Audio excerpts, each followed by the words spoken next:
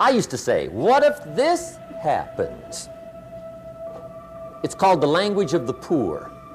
What if this happens? And on top of that, if this was to happen, look at the fix I'd be in. I better not try. I could always ace myself out. Then I'll tell you what changed my whole life when I finally discovered it's all risky. The minute you were born, it got risky. If you think trying is risky, wait till they hand you the bill for not trying. If you think investing is risky, wait till you get the tab for not investing. See, it's all risky. Getting married is risky. Having children is risky. Going into business is risky. Investing your money is risky. It's all risky. I'll tell you how risky life is. You're not going to get out alive. That's risky. The Englishman says, well, if that's the way it's going to work out, let's give it a go. Right, that's what it's for. Give it a go. Somebody says, yeah, but I'm looking for safety and security. Fine, then huddle in a corner. We'll cover you with a sheet, bring you 3 meals a day. And we'll protect you, feed you, look after you, care for you. We won't let anything happen to you, and you'll probably live to be 100. The guy said, well, yeah, I'd live to be 100. But what a way to live. Right. What a way to live, safe and secure. Don't ask for security. Ask for adventure. Better to live 30 years full of adventure than 100 years safe in the corner. And see, it's not important how long you live. What's important is how you live. Here's the next attitude disease. We're almost through with this motley list. In fact, we're almost through. Hang on. The next one is pessimism. Pessimism, the deadly disease of always looking on the bad side, the problem side, the difficult side, checking all the reasons why it can't be done. The poor pessimist leads an ugly life. He doesn't try to figure out what's right. He tries to figure out what's wrong. He doesn't look for virtue. He looks for faults. And when he finds them, he's delighted. How ugly. This is the poor guy who looks through the window, doesn't see the sunset. He sees the specks on the window.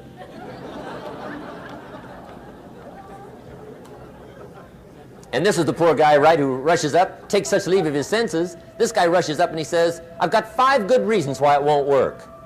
He's so dumb he doesn't know all he needs 1. He's got 5.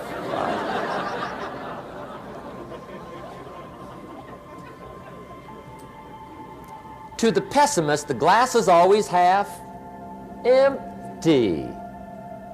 To the optimist, the glass is half full. Why would the same measure affect people 2 different ways? Answer, it all depends on how you look at it. Our lives are mostly affected by the way we think things are, not the way they are. The way we think they are affects us most. There's a subject we don't have time to get into tonight called better thinking habits. One of the major things Shove taught me when I met him, he said, poor thinking habits keeps most people poor. Not poor working habits. Most people work hard, but they don't think hard. And Shove taught me that the mind is like a factory, a mental factory. And whatever you think about all day long pours ingredients into this mental factory. And that's what builds the economic, social, financial fabric of your life. He quoted me a Bible phrase that says, as you think, so you become. How awesome. When he talked about poor thinking habits, he had me. I used to start the day reading the morning newspaper. I mean, you can believe that or not. I'd get a cup of coffee and read the paper. I'd load up on wars and riots and murders and stabbings and killings and bank robberies and muggings and car wrecks and tragedies. I'd even read the back pages. I seem to like that stuff for some weird reason. I'd load up on all that, and then I'd start the day. You can imagine the kind of days I used to have. You walk around on your financial knees. They call you economic peewee.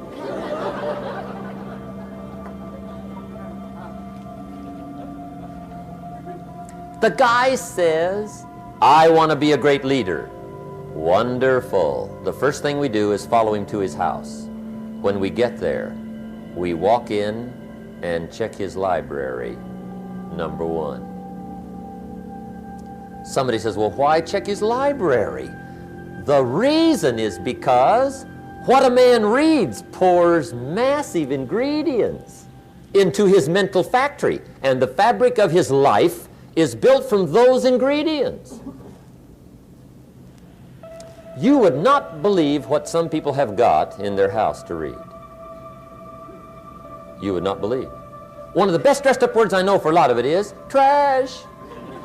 Can you imagine dumping a barrel of trash into this mental factory every day and coming out with a rich, dynamic, positive life? It can't be done. You might as well try making a cake with cement. The kids back in Danbury, Connecticut, high school, they're asking me questions one day. I'm talking to the kids. Kids got good questions these days. One of them said to me, Mr. Rohn, how do you build the good life? I said, it's simple. It's not easy, but it's simple. Here's how you build anything. Select the right ingredients, keep out the wrong ingredients, and it starts with thought.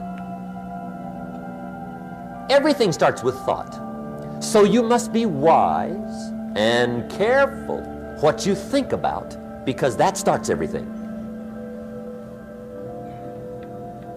You got to be wise and careful. I asked the kids, what would happen if somebody dropped sugar in my coffee? They said, well, you'd be okay.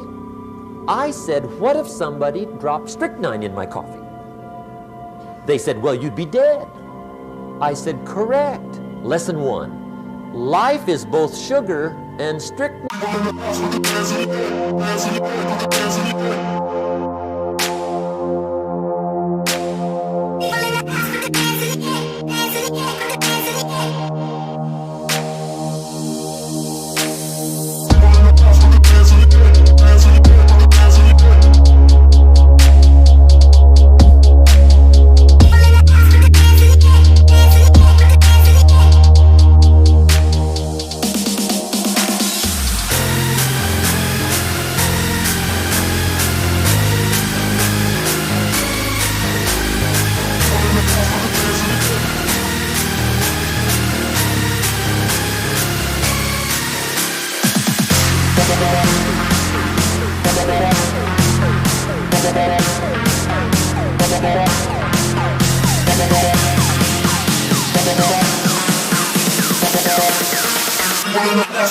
Motivational.